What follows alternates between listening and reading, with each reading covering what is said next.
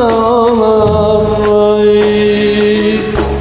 Yazan kalem siyah benim kaderimi, kimseler anlamaz perişan halimi vay.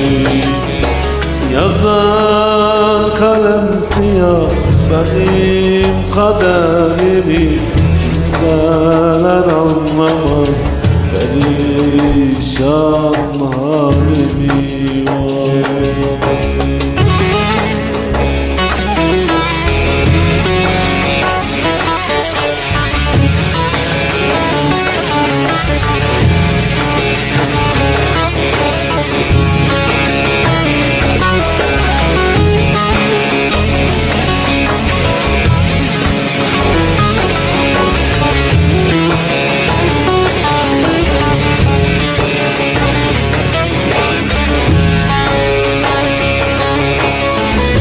Ağardı saçlarım gençlik çağlarımda, kurudu bağlarım ömrümün baharında.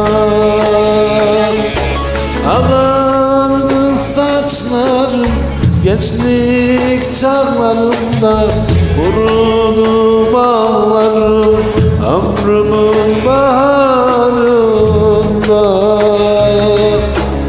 Yazan kalem siyah benim kaderimi, kimseler anlamaz perişan halimi vay.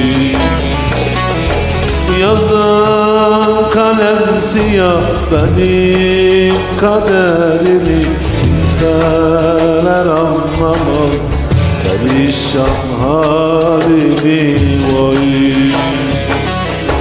Yazan kalem siyah benim kaderimi, kimseler anlamaz